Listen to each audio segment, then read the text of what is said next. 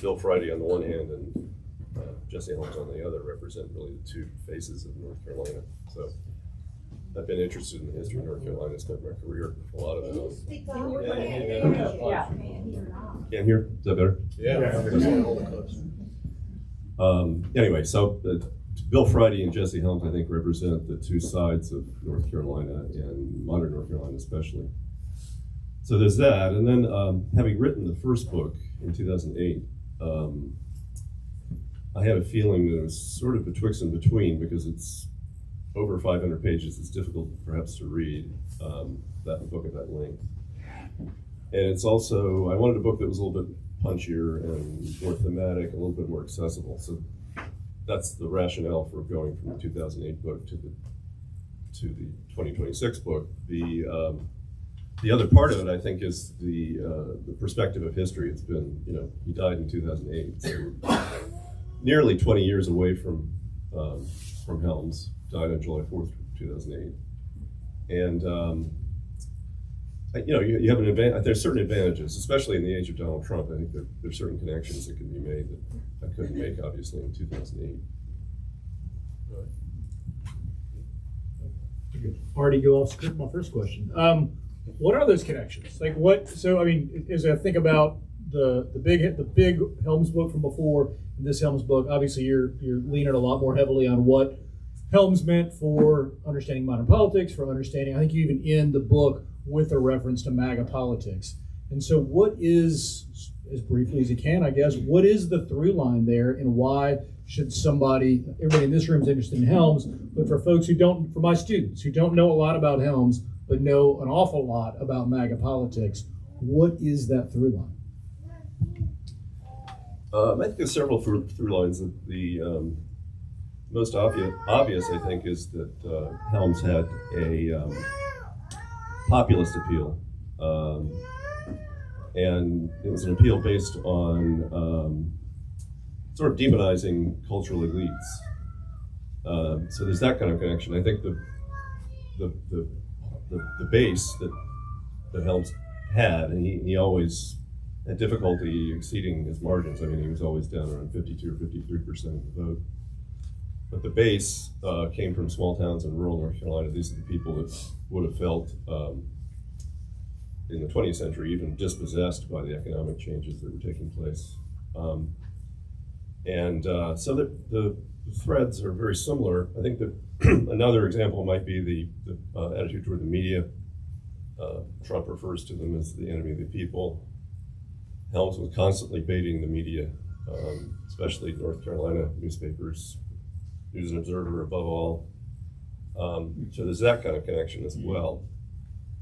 I think that the use of media would be another connection. Helms was a master at the use of media, television, radio first, and then television. Obviously, Trump similarly is a different way. That said, I think Helms would be scandalized by Trump. I mean, Helms was a prude, and he was not a person that was particularly interested in money the way that Trump is. So it's a kind of, it's difficult to say what I think he might be more willing to stand up to Trump. This is a point I was talking to somebody before the talk. He might be more willing, more independent than current Republican senators are in terms of, he did that with Reagan, he certainly did that with Bush as well. That's an interesting point about Helms not being interested in money. So most of you here, from the looks of this room, remember Jesse Helms' career pretty well. But for those of you who might be new to North Carolina, were born after he was first elected, which was 1972. So it was 72, 78, 84, 90, and 96. Only senator to be elected 5 times from North Carolina. I'm not aware in that time period that there was ever an allegation of financial impropriety by Jesse Helms. Which is to be in politics for that long, and I don't. No one ever even made that accusation, and he got plenty of media coverage. I want to take you back to your comment about Helms and the media. So Helms worked in newspapers, radio, and television before he ran for the Senate in '72. How did that background influence him as a politician? Well, to begin with, I think he thoroughly understood the media. He understood particularly broadcast media, radio first and then television. And he knew how to push the buttons of people in terms of his appeals. His viewpoint editorials, I never saw those, but I'm sure a number of you in this room saw those. 2,732 of them were very pointed, I think, and he was very clever in the way that he pitched things, the way he was able to demonize institutions like the University of North Carolina, above all, or News and Observer. But very effective in terms of delivery and in terms of identifying people's anxieties and their fears, and particularly on issues of race and sexuality. Those two button issues were ones that he used, I think, effectively and successfully in politics. So on the way over here today, it's about 4 hours from Silva, where I live here. So I was telling John before we started, I was listening to the Southern Oral History Project from Chapel Hill, just right down the road. And if you've never been on that website, it's incredible. You can listen to direct interviews with folks. So I thought, well, hell, I'm going to come talk about Helms. Let me listen to Helms. I listened to the Helms interview. Then I listened to Farrell Guillory talk about Helms. And then I went through a few others. And Jack Bass was one talking to Helms. And one thing they were all trying to kind of wrestle with was the place of Republicans in North Carolina and the place of Republicans in the South. And this sort of thread seemed to emerge from these interviews that I was thinking about in reference to your book, and I wondered if you could talk about it a little. So 72, Helms gets elected. 72 is also, of course, Holshouser's election, right? We get the first Republican governor in, 92 years or something, and we get Helms for the Senate, and those seem to be like two different paths for the Republican Party could have taken, right? They could have taken the Helms path, or they could have taken sort of this more moderate path. I think the quote from Holshouser was something like, conservatives should have a place in the Republican Party, but the Republican Party should not be all about conservatives, right? And this seems to me to be maybe this like really important point in North Carolina political history for the Republican Party, right? These two paths. It seems to me anyway, I'm curious your response, that the Republican Party took the path of Helms, right? But they left this other path behind. I wondered if you sort of buy that, and how you see that kind of decision space in 72, and then how that evolved into this party today. Well, I think that's true. I mean, Holshouser and Helms were both elected in 72. They were first Republicans elected since 1898 statewide elections. But they were very different. Holshouser came out of kind of a Jim Broyhill tradition, which would be the first kind of Republicans that were making inroads in the 1950s in suburban North Carolina. But they were very different, and Helms and Holshouser were at odds. I mean, they fought it out in the 1970s, and presidential campaign in 1976 when you had Reagan running against Ford. Holshouser was for Ford, and Helms was for Reagan. But I think by the end of the 70s, there's no question that Helms is dominating the party, the Republican Party, and since then I think it's still been the case. The traditional kind of moderate Republican is extinct in North Carolina, at least as far as I know.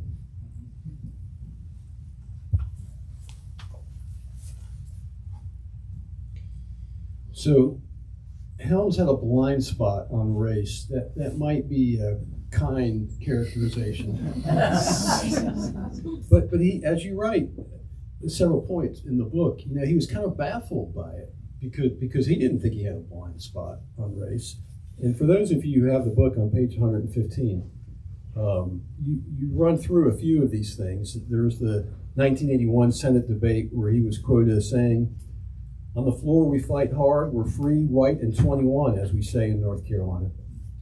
A year later, when a Durham African-American asked that Helms meet with him about the VRA, that's the Voting Rights Act, Helms responded, "Eyes ready when you's ready." Oh. According to a story by Al Hunt that appeared in the Wall Street Journal in 1981, Helms was described as using a pet phrase to refer to African-Americans. He called black people Fred. According to this report, he would say, "What does this Fred want?" or tell a staffer to take care of that Fred. So Helms, unlike some other old Southern segregationists like Strom Thurmond, that led the on the Dixiecrat ticket in '48, they changed on race, but Helms never did. Why do you think Helms never changed on race? Well, I'm not sure he changed on anything, really. I mean, he was nothing inconsistent to a T. I don't think, it is kind of remarkable that his attitudes toward, for example, both Civil Rights Act and the Voting Rights Act were unaltered, by the 21st century. It is a sore point. I caught a lot of flack on this because the Helms people believe that Helms, is not a racist, isn't opposed to racial progress. And when I was doing research at the Helms Center in Wingate, the director would constantly sort of shove things in front of me that Helms had a black friend or somebody yelled down. So you got that kind of thing. He did have a good record in terms of hiring black employees at WRAL. He was known for that. He hired James Meredith in the late 1980s. But I don't see how you can say anything but the fact that the reality is he was an opponent of racial progress. I don't think that any way you can avoid that. But I find it interesting that the Helms people are so sensitive on this subject, as opposed to, for example, homophobia that doesn't seem to matter, but it's racism, or the allegation that he was racist does seem to matter. Well, tell us more about that. What the reaction that Helms supporters had to your first book?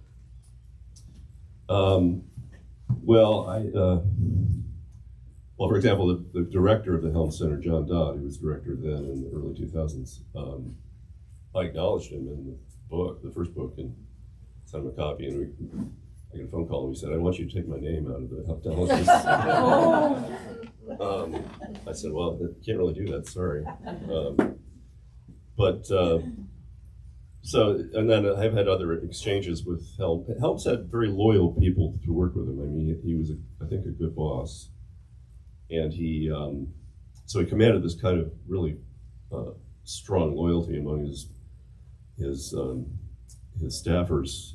And I had at least one staffer who came out kind of verbally assaulted me because of my treatment of him and race. So, but again, I think that in terms, Helms becomes in the 1980s and 1990s the nation's leading homophobe, and that doesn't seem to bother people as much.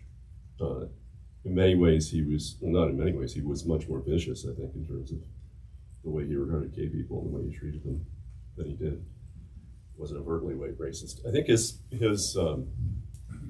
he was cagey, and he was smart about how he opposed racial progress or opposed the civil rights movement, because he put it in terms of, it wasn't Ross Barnett, it wasn't Lester Maddox, it was a little bit more skillfully presented. It was more, Helms presented it as more of an issue of states' rights versus federal control.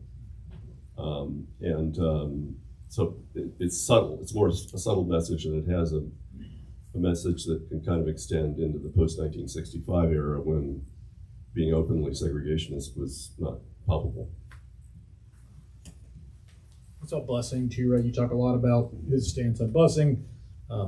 He was against it, and kind of stands on these sort of coded issues, right? I mean, we think about the famous Lee Atwater line, right, where he says, we started off saying inward, inward, inward. We couldn't say that anymore, so we started saying things like busing and states' rights, and we started using that kind of language. But really, Atwater says it was still all about the same thing: the racial slur, racial slur, racial slur, right? I mean, it seems to me that Atwater quote, just lines up Jesse Helms perfectly in his attitude towards race and the way he talked about it. You talk about this, right? About this, how Helms plays into this larger Southern strategy. And I think about sort of figures in Southern political history recently that outside of North Carolina, I don't know that Jesse Helms gets that much attention as being the architect that he should. And I would argue Atwater much the same.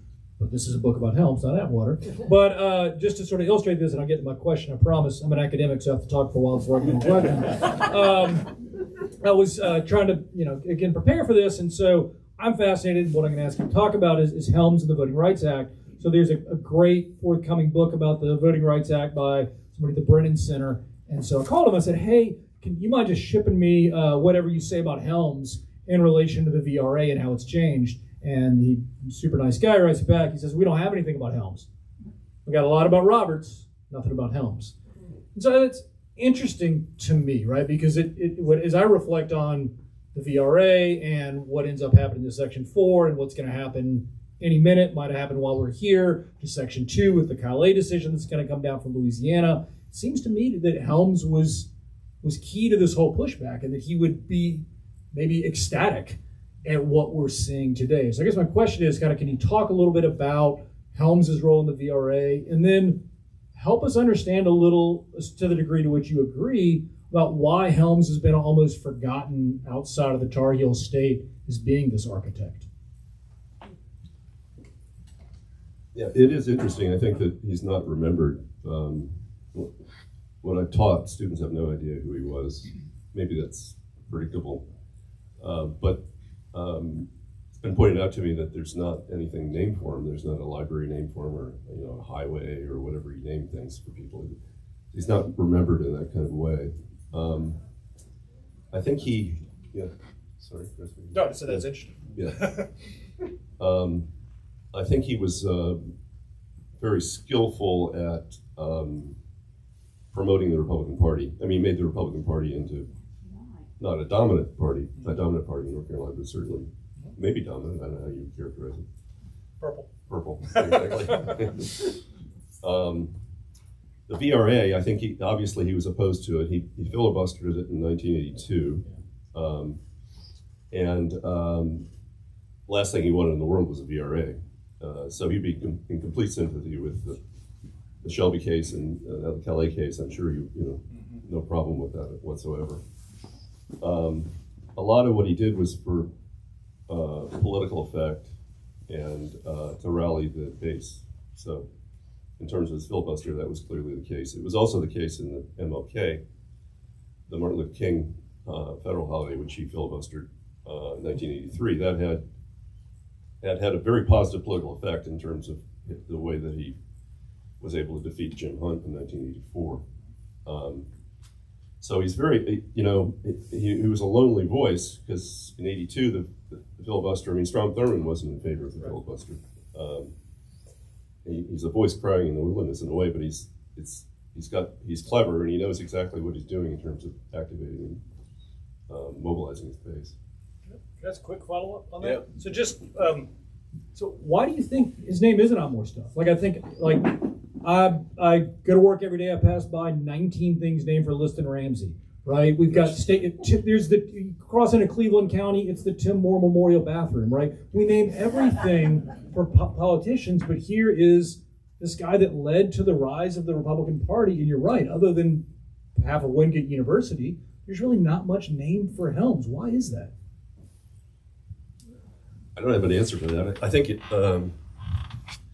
there's, in a certain sense, Helms was a polarizing figure. So it might be that people don't want to relive those or relegate those years.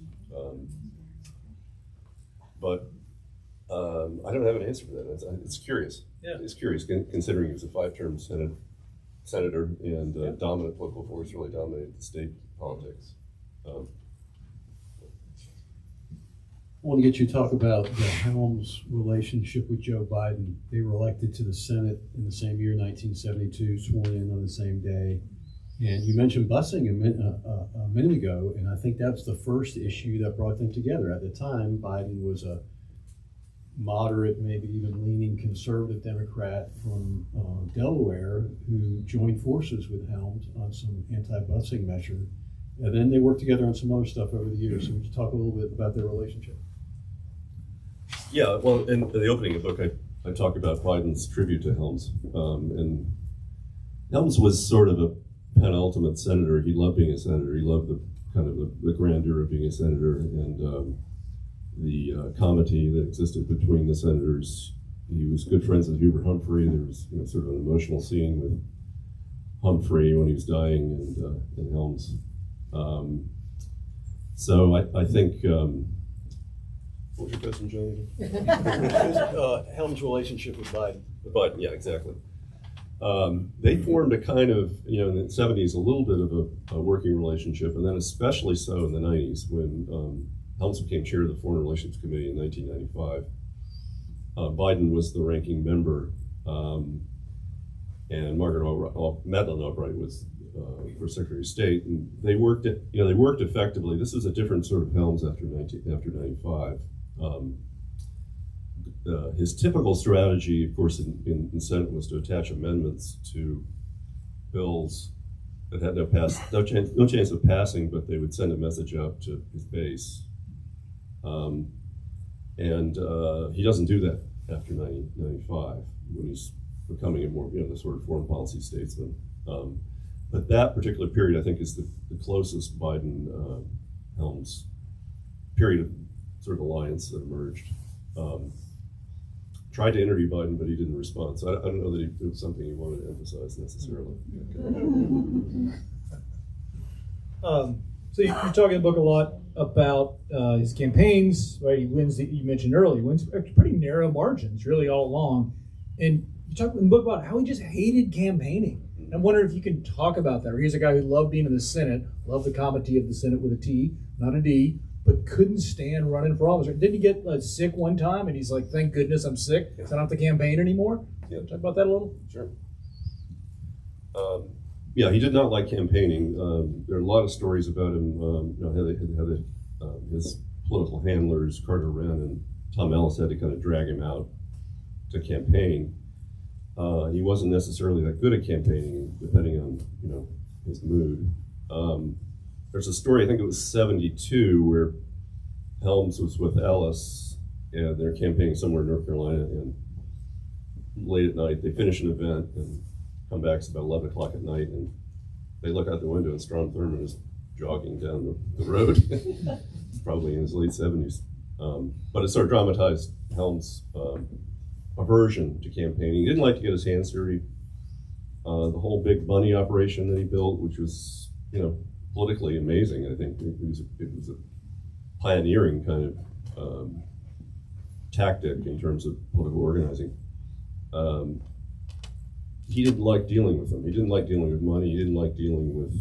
There's a lot of tension between Ellis and Wren, especially, and Helms over money. Helms didn't really quite understand the money. But I think his approach was, I'll be in Washington, I'll do my senatorial thing. You guys handle the dirty work, and we'll dish it off to you. And that's the way the relationship worked. In the end, it broke down, and that there was a schism that took place after the 1990 election over a variety of issues. But yeah, he was not a person that, he enjoyed the Senate a lot and did not enjoy the rough and tumble of political campaigning.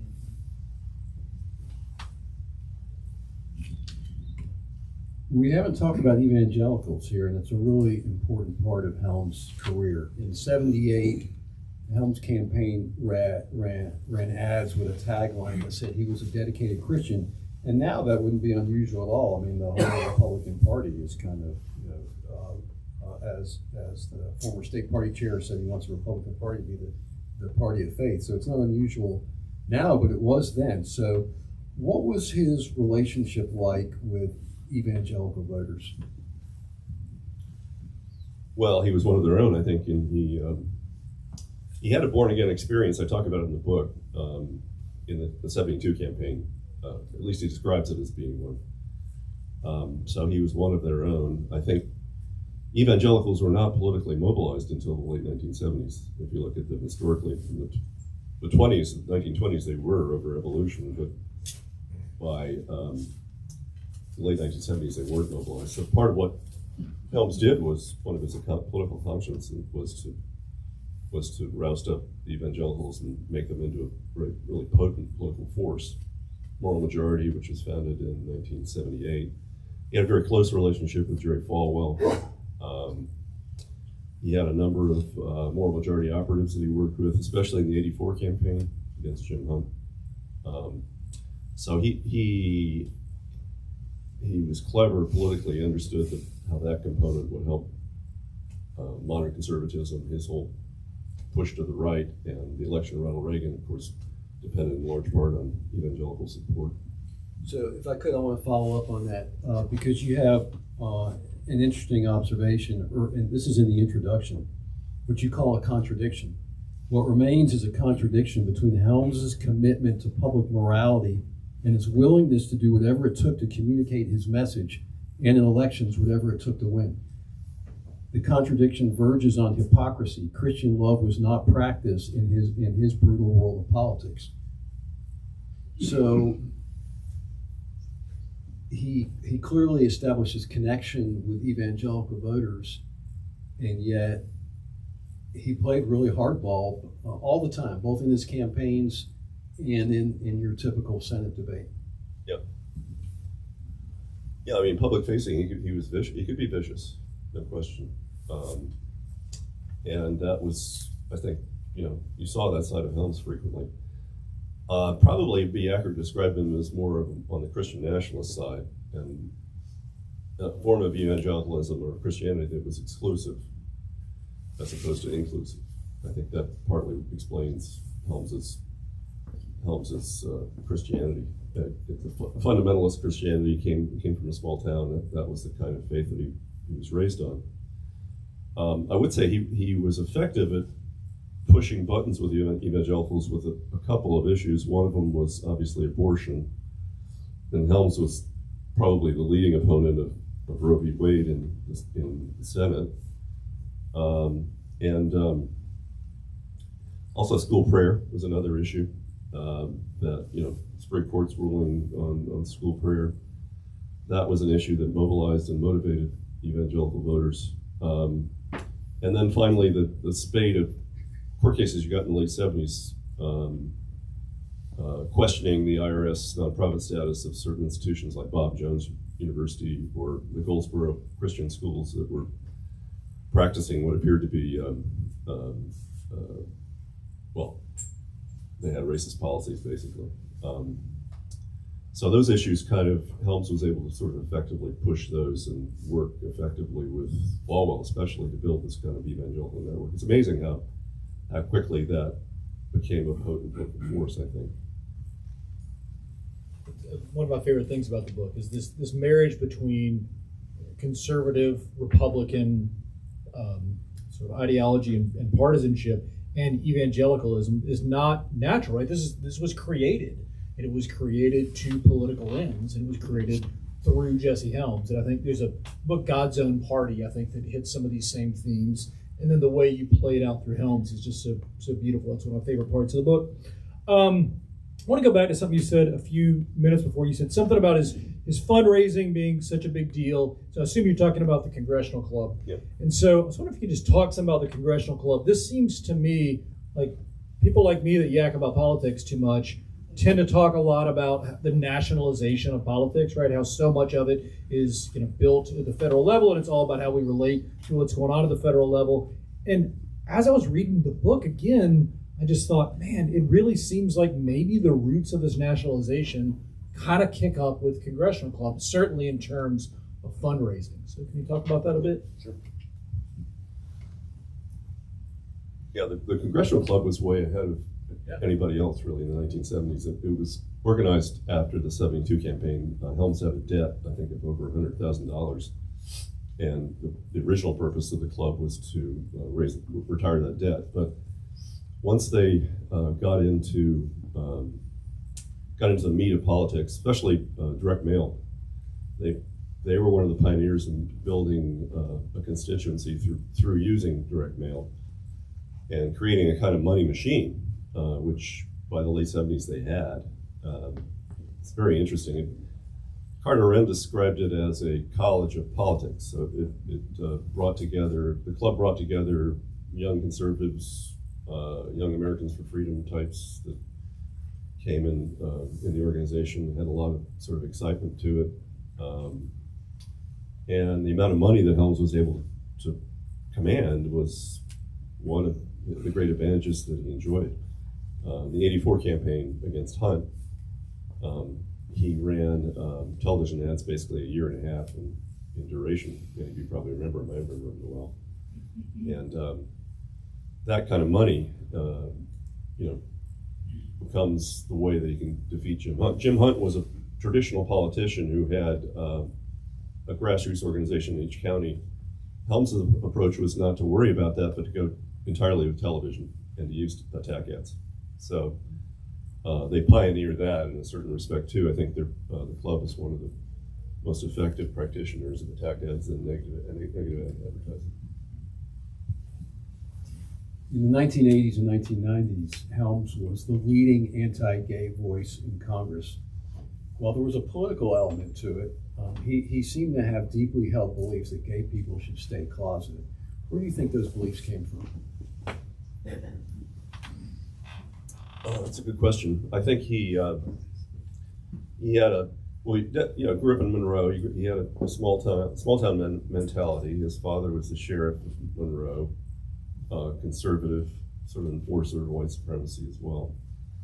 So he had Helms's view was not inclusive; it was exclusive.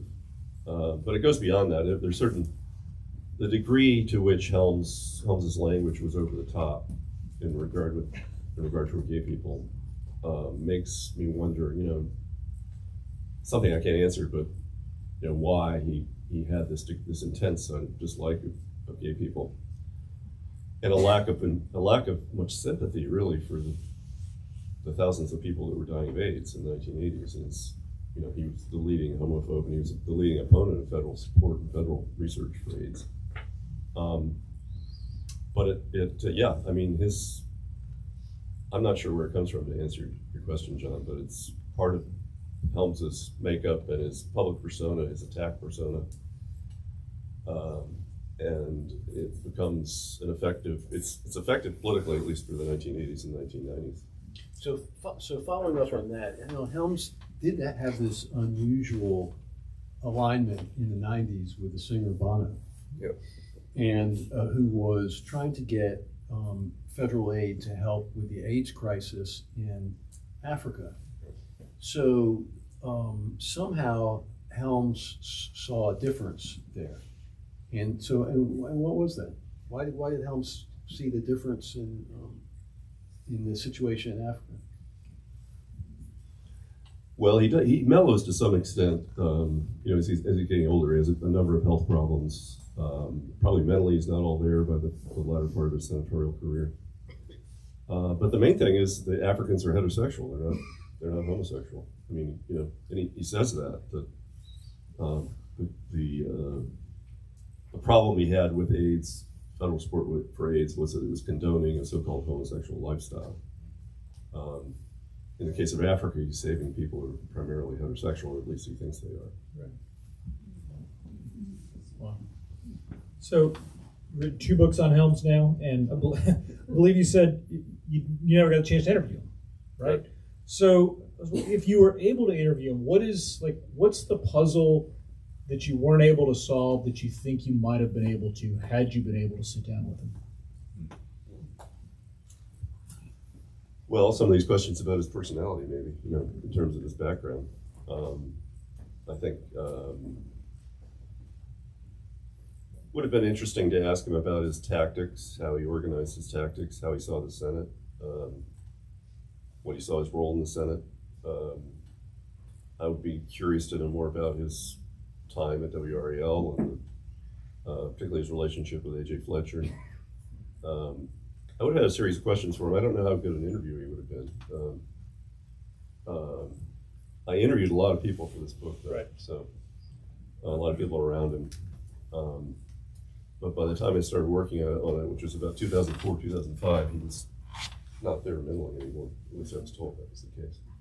Do you think he was concerned at all about his legacy at the end? Like, you got this quote that he gave to Rob Christensen that maybe you could talk about right at the end. Yeah, I think at the end he was definitely, naturally, I think most people are like that, political figures at least.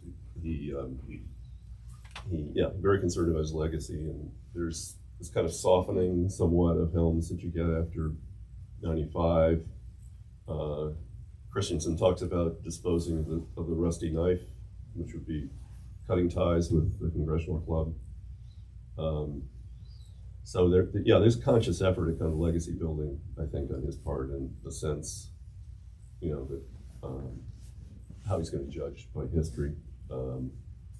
His 2005 memoir was an attempt at that. It's not much of a book, but it, you know, that was clearly an attempt to sort of lay the groundwork for what people might regard him. He was not a person, as I said before, I don't think he tried to hide things. You know, he was, what you see is what you get with Jesse. And he, for example, his papers were, he wanted them to be completely open. So wasn't trying to hide anything. Subsequently, the Jesse Helms Center has closed certain parts of the collections, which is unfortunate, but that's not what Helms had in mind. We've got about 20 minutes left. Questions from the audience? Please, since, unless we can pass the microphone, or you can just speak up. Go ahead. It seems that you have observed already that Helms built his career on domestic kind of issues. You know, he was Mr. Conservative on busing, gays, or homosexuality, and Christian conservatism. But at some point, he ends up becoming chairman of the Senate Foreign Relations Committee. So is that kind of peculiar in a way? And how do you assess Helms's contributions in that area, his views? I mean, he made a big speech before the United Nations, right? That's right. So how do you see that? Well, I think he was interested in foreign policy all along, but particularly in the developing world, in Africa and Latin America. And he had, in the 70s, pretty extensive contacts with the regimes in El Salvador and Nicaragua. Deborah DeMoss was one of his, very interesting person. Deborah DeMoss was one of his aides, independently wealthy, but she went out throughout Central America and was kind of her Helm's contact person. There's Africa. He was a leading opponent of sanctions on South Africa, as you might expect. Was a big supporter of the white minority regime in Rhodesia, what became Zimbabwe. So he had that kind of, he was a supporter of the Argentinian dictatorships in Latin America generally. But primarily, you're right, primarily domestic policy. It's not until he becomes the FRC chair that he begins to think about issues. Primarily, he had a long-standing beef with USAID, foreign aid generally. I think once he becomes chair, those views moderate a bit, and they reform USAID, but the main emphasis of the reformation was to bring it into the State Department. So it's not anything like Trump has tried to do with USAID or has done, I guess. He wanted to reform the United Nations. There were certain changes made in the United Nations that I think satisfied it. So he always had his fingers, I think, in foreign policy, but he's certainly remembered for his domestic policies. Good question. We grew up in Dunn, where Hoover Adams had the newspaper, and his son has the newspaper now. Maybe the most conservative newspaper in the world. Yep. But we were always told that Hoover was tied as a publicist with Jesse Helms. Did you run into that? Oh yeah, they were very close, and they went way back. They both were involved in the 1950 campaign with Frank Graham, and there's a lot of correspondence with Hoover Adams and Helms's papers, so they're very close. So yeah, that's yeah. His son, you see his son advertised on the other son that's not running the newspaper is a lawyer, and he does ads on all the late night shows, sort of a John Edwards of Personal injury. Brent Adams was his name. Also in Dunn. Yeah. So you're speaking of the Dunn Daily Record, of course. Yes. It was the Dunn Dispatch. And as a journalist covering Helms, I never covered Helms in Washington, but I covered his 90 campaign. I was working for the Charlotte Observer based in Raleigh.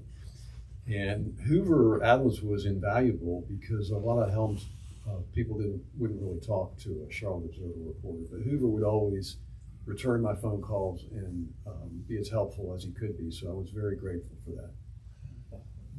they were in the New York Times, that paper was, as the only paper in the country that had 110% circulation.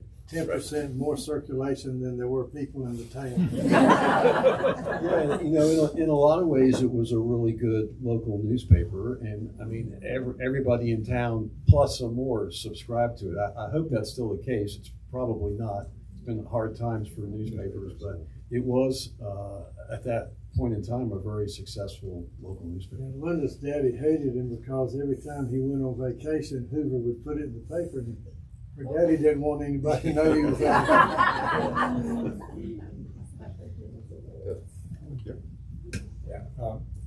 I'm Bill Arthur. I was Washington correspondent for the Observer for several years. You mentioned Debbie DeMoss and Helms's interest in foreign affairs.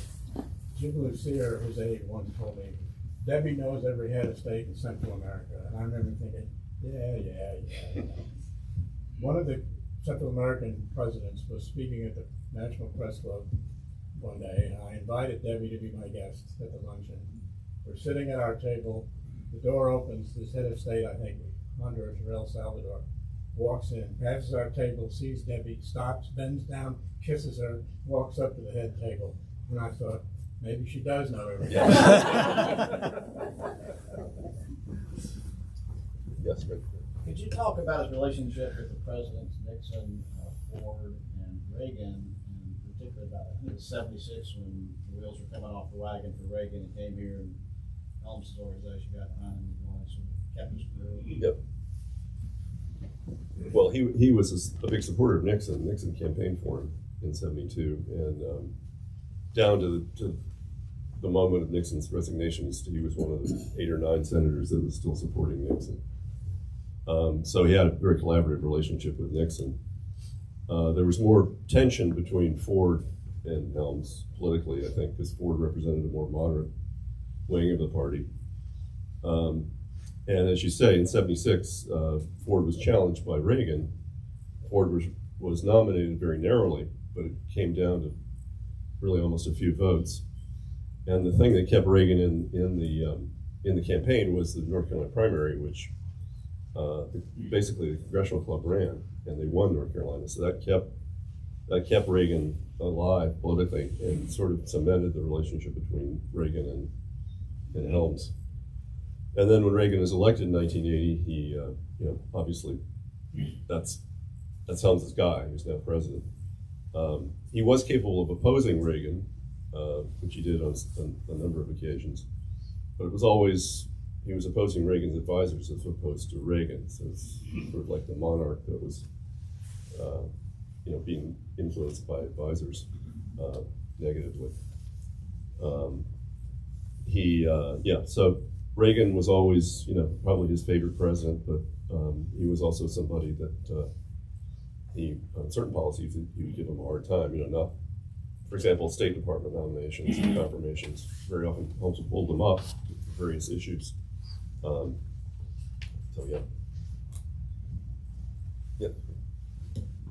wonder if I could ask you for a moment to psychoanalyze Jesse Helms.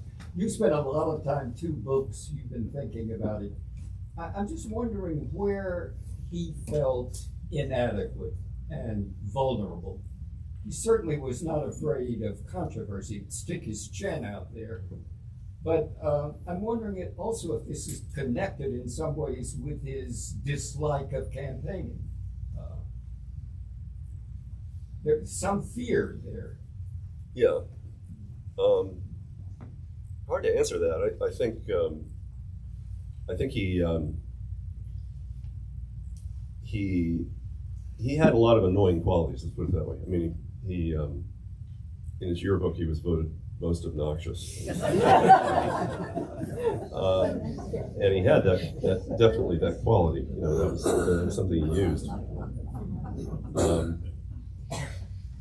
Now, if you go inside his family, I don't have enough information about it, but obviously his father, this tall, imposing sheriff, had an effect. What that might mean psychologically, I can't answer. So I don't know. I'm not giving you a very good answer, but it's a good question nonetheless. Yeah, Jack. I'm wondering about, so Hill spent a lot of time attacking UNC, and I'm wondering about that, how UNC responded to that, and about that relationship. I came to Chapel Hill in 1972 to 1973 to start the oral history program. So thank you for that shout out. Thank you for the resource. And as soon as I got here, so Helms had been elected the year before.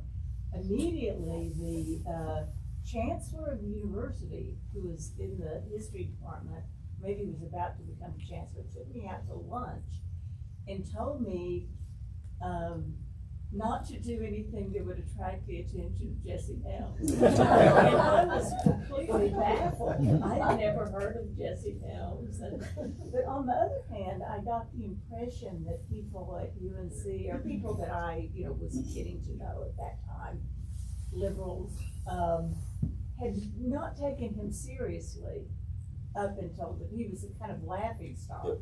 You'd listen to the radio and think, well, this is ridiculous, until suddenly it wasn't ridiculous anymore. So I'm just wondering about that, and particularly I'm wondering of that relationship in light of today's relationship between the university and the legislature, which is, I think, not using UNC as a punching bag in that same way, but rather very heavy-handedly trying to control the university and transform the university. Taking it seriously, but not in a good way. Yep, definitely. Well, yeah, UNC was a punching bag for it was fodder for Helms all through those viewpoints in the 12 years that he delivered them. I think that the old story about North Carolina doesn't need a zoo because that's actually, he didn't say that. That's something he would say, but I don't think he had, the evidence indicates he didn't say that. Well, there were several opportunities. He had several instances where he used UNC as an example of liberalism run amok. Speaker ban, for example, in '63 was Helms was a big proponent of speaker ban. And part of that, the whole origin of the speaker ban lies in the African American uprising that took place in '63. Downtown, North Carolina, downtowns everywhere were experiencing marches. The Sir Walter Hotel, which is where all the legislators stayed in 1963, witnessed, protesters in the lobby of the Sir Walter. And UNC, the thinking was that African Americans weren't capable of doing this. They were being, influenced unfairly, or it was white liberals who were responsible for this. So we had this. I think the other thing is, there were a number of struggles between the university and Helms, but one of Helms's strategies was to push Leo Jenkins in East Carolina as sort of an example of what a university should be like, as opposed to Chapel Hill, which has got all these liberals in it.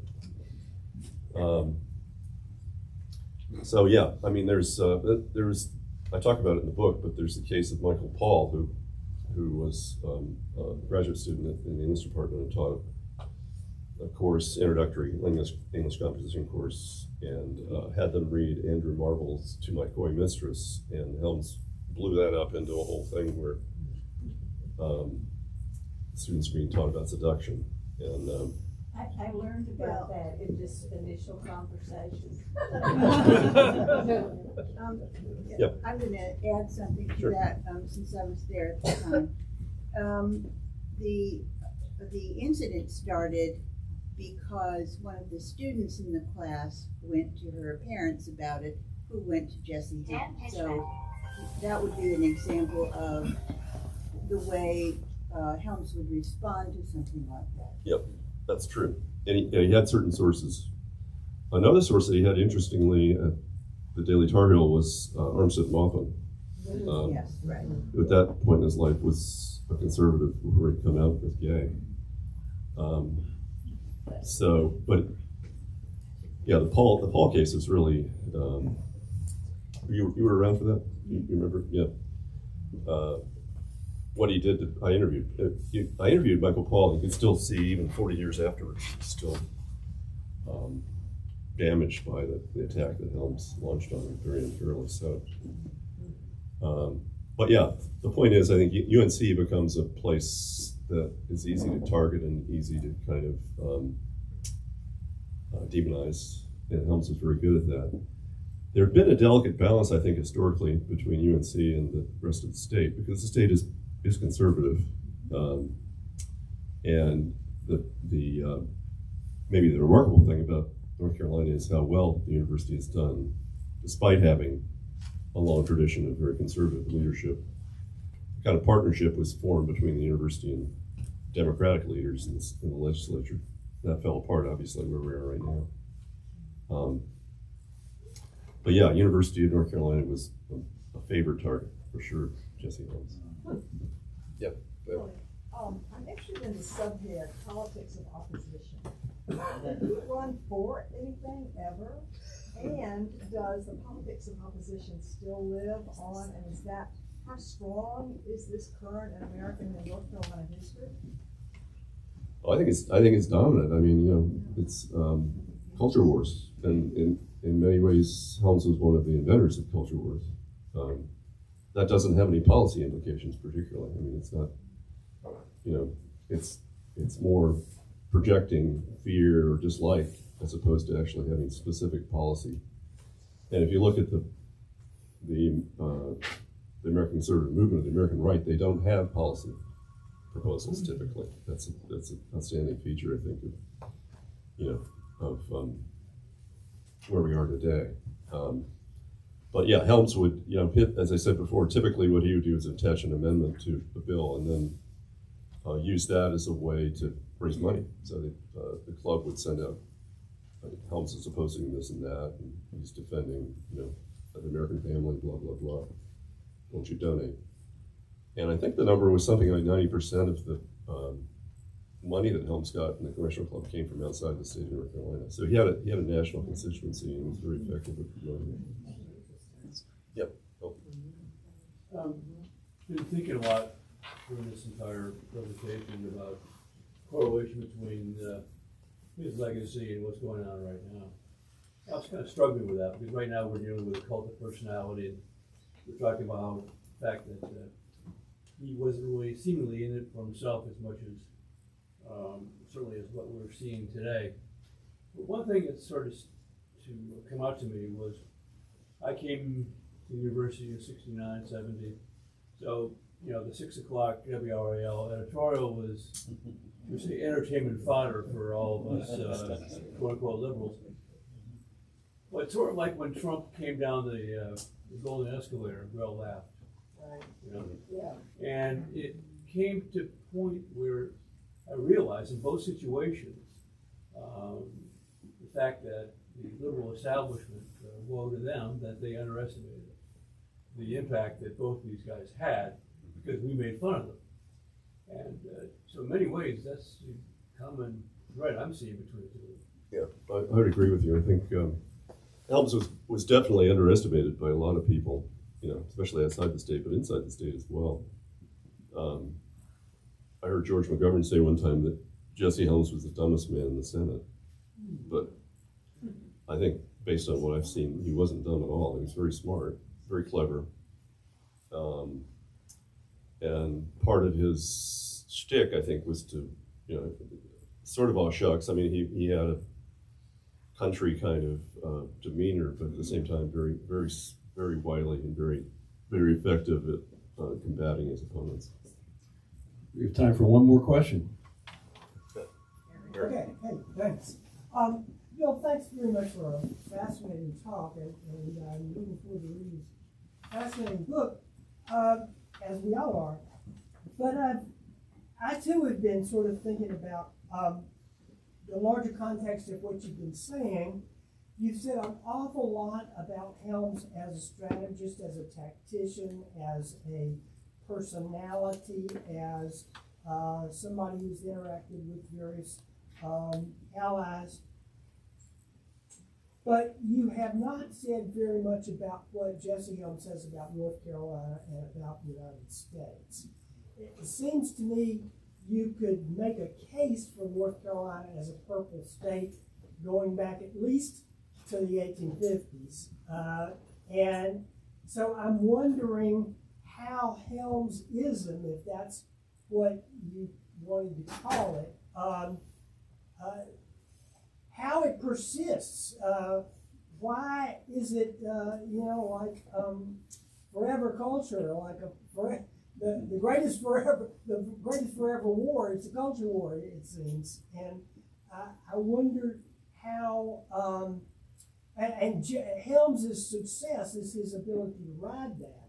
So I wonder if you reflected much about how Helms's success really reflects about the rest of us. About North Carolina specifically? Yeah. Well, start with North Carolina and go as far as you